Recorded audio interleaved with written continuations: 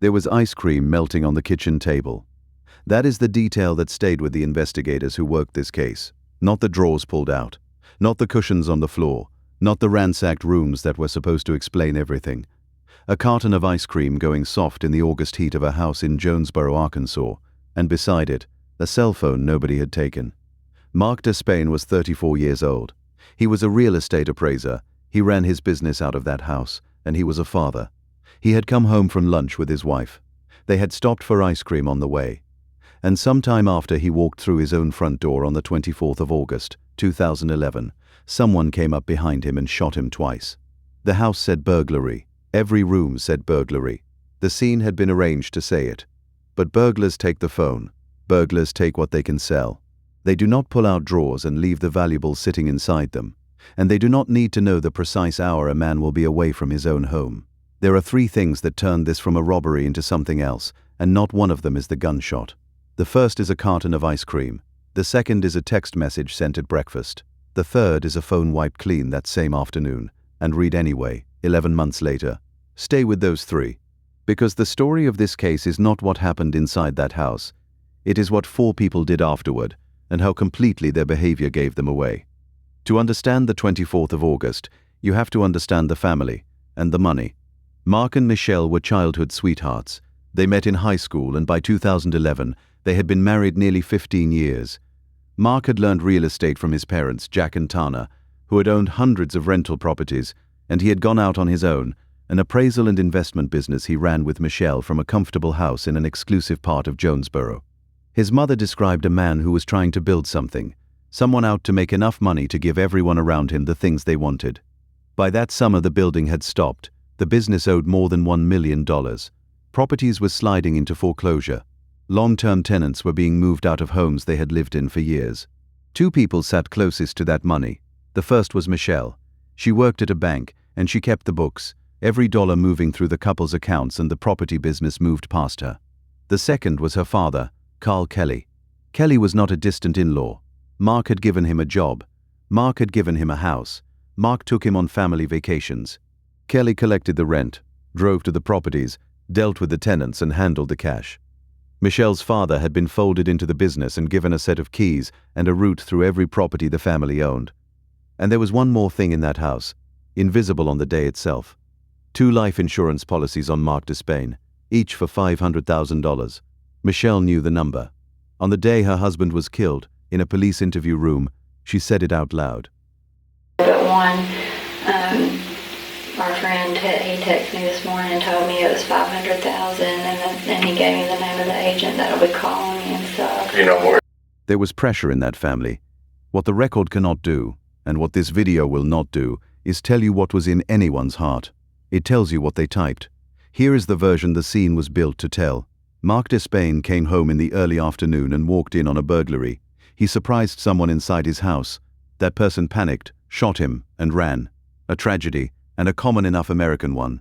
Detective Vic Brooks of the Jonesboro Police Department walked that scene, and the version did not hold.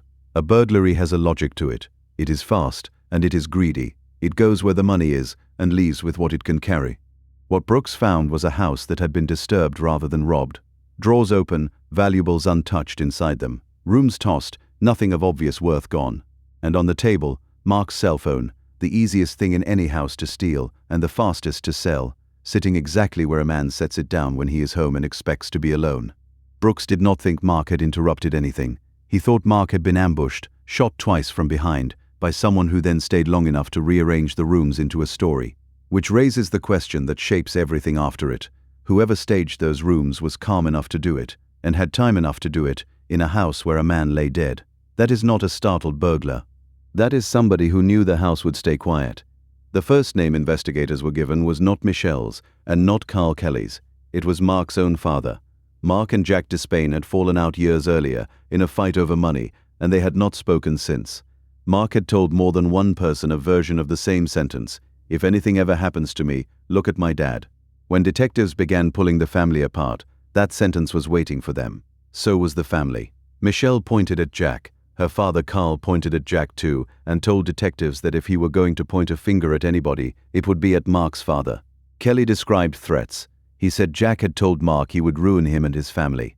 Brooks brought Jack Despain into the police station and watched him come apart. A man speaking bitterly about his murdered son one moment and sobbing over him the next. Detectives wondered aloud whether the grief was being performed. And then his alibi checked out. Jack Despain had been fixing his roof. He had nothing to do with his son's death. Hold on to what just happened, because it is the shape of this whole case. The two people who would eventually be charged in Mark Despain's killing both spent the early days of the investigation directing police toward the victim's father, a man they knew was already estranged, already resented, and already the obvious answer. Here is Michelle, hours after her husband was killed, doing precisely that. The first thought in my mind, anything bad happened, is that his dad would be involved in it, because he totally despises us. Totally despises us. And so then, especially with him already mentioning life insurance to me today and the fact that he's going to sue me. That is not grief. That is steering. And it did not stop when the interviews did. Detective Brooks recorded two things about Michelle Despain in those early days that had nothing to do with evidence and everything to do with behavior. The first was that she laughed during his first interview with her. The second is stranger, and to an investigator it is louder.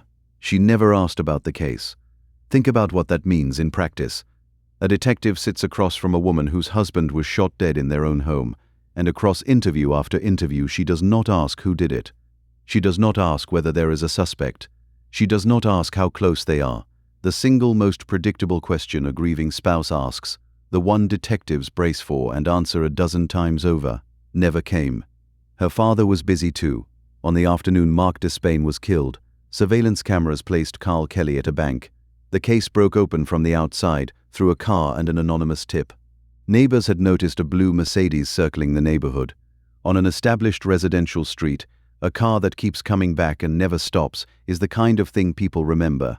That Mercedes belonged to Johnny Hubbard, and Hubbard was Mark's tenant. He rented from the business Carl Kelly collected the money for. Then came the tip. Someone had been heard boasting about the murder, a local man who went by Qualo. His name was Terence Barker. Brooks brought him in, and Barker denied all of it. He said he had not done it. He said it again. He held that line for a day. The next day, Barker came clean. He had been offered several $1,000s to kill Mark Despain. He had never met Mark. He had no grievance and no history with the family. What he had was a connection to Johnny Hubbard and a price, and the man who had paid him was not Mark's father. It was Michelle's. But Barker gave police something else, and it is the single most disturbing verified detail in this case. He told investigators that while the murder was happening, Carl Kelly was on his phone, giving what Barker described as play-by-play details as they were taking place. Not a call afterward, not a message when it was over. A running account, delivered while it happened, to somebody who wanted to know. Police went to the phone records to see whether that could possibly be true. It was. Carl Kelly had been texting during that window. He was texting his daughter. Which brings us to the third thing, and the reason this case exists at all. Detectives could see a flurry of messages between Michelle and her father in the hours before the murder. What they could not see was a single word of it. The messages had been scrubbed from the phones on the 24th of August by people who evidently believed that deleting them was the end of it. It was not. Nearly a year later, a police analyst recovered part of what had been erased from Carl Kelly's phone. A deleted message is not a burned letter. It is a file marked as space that may be written over later, and until it is still sitting there. Here is what came back. On the morning of the murder, Michelle texted her father, "Has to be today, can't live like this awful this mistering." Her father answered, "Okay, can you get him to lunch?" Michelle, "Yes." And Carl Kelly, "K'll let you know time." Read those 4 messages again with the kitchen table in mind. Can you get him to lunch? That is why there was a carton of ice cream softening in an empty house. Mark had not wanted to go. He took some persuading.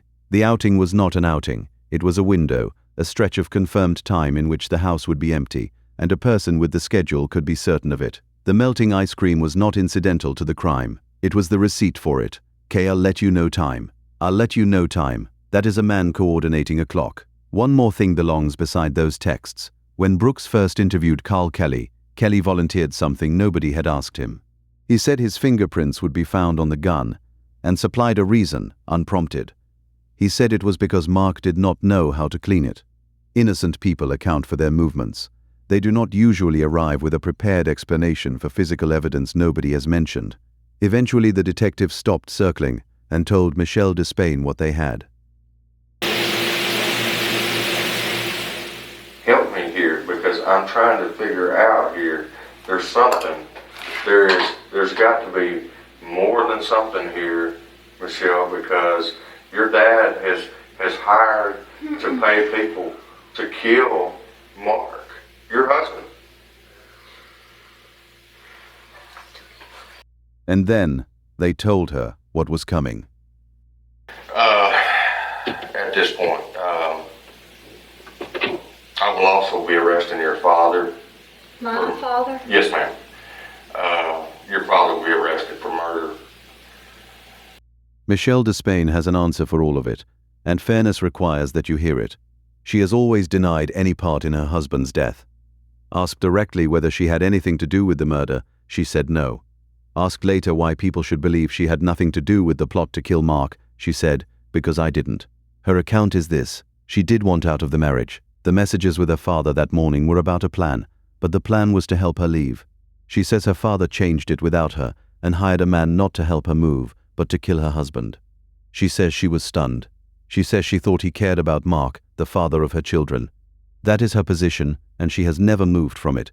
None of it was tested in front of a jury, because none of this ended in a trial. Johnny Hubbard went first, in June of 2012, pleading guilty to hindering apprehension, with his probation revoked in an unrelated drug case. In December, Carl Kelly pleaded guilty to first-degree murder. Terence Barker pleaded guilty to first-degree murder as well. In January of 2013, both men were sentenced to 35 years. Michelle was last, and hers is the outcome people argue about. She had been charged with capital murder. Before trial, her defense fought to have the recovered texts thrown out. The messages were the case, and if they went, so did most of it. The prosecutor dealt. In August of 2014, the capital murder charge went away, and she pleaded guilty instead to 3 counts of hindering the apprehension and prosecution of capital murder. This matters, so it is worth being exact. Michelle Despain has never been convicted of murdering her husband. She was convicted of obstructing the case, of not telling police everything she knew. Prosecutors do not usually explain themselves. Here they did, and it is the most honest document in the file. The state wrote that it accepted the plea because of uncertainties faced at pre-trial motion hearings, potential risks to evidence admissibility during trial, the state's unavoidable reliance upon uncertain testimony from previously convicted defendants, and the burden of providing unanimous proof beyond a reasonable doubt. Unpack that, because it is the whole problem in one sentence. The recovered texts might not have survived a defense challenge. The men who could describe the conspiracy from the inside were, every one of them, already convicted felons who had cut their own deals, and a jury is entitled to distrust them. And to convict of capital murder, all 12 had to agree. The state was not saying it doubted what happened. It was saying it was not certain it could prove it to 12 people, and that a guaranteed 30 years was worth more than a possible acquittal. She was sentenced on the 17th of September, 2014, to 30 years, parole eligible after 5. She served 5. Michelle Despain was paroled in September of 2019. Carl Kelly did not come home. He died in prison. Terence Barker, who shot a man he had never met for a few $1,000s, and Johnny Hubbard, whose blue Mercedes went around the block one time too many, remained behind bars. Mark's parents said afterward that some prison time was better than none. They wanted to remember their son's life instead of the way it ended. One summer evening, they gathered friends and family and released balloons in his memory. What makes this case worth understanding is not the staging, clumsy as it was. It is the distance between how carefully these 4 managed 1 hour and how carelessly they managed everything after it. They arranged a lunch, they arranged a shooter, they arranged a window, and then they pointed police at a grieving father who had been fixing his roof, and one of them explained his fingerprints before anyone asked, and both of them hit delete and assumed that was the same thing as it never having been written. A staged room can be undone by a carton of ice cream. A deleted message is not deleted, and the most damning thing anyone did that day was not the shot. It was a sentence typed at breakfast by a woman who could not live like this one more morning, to the one person she was certain would answer. If this one stayed with you, hit like and subscribe.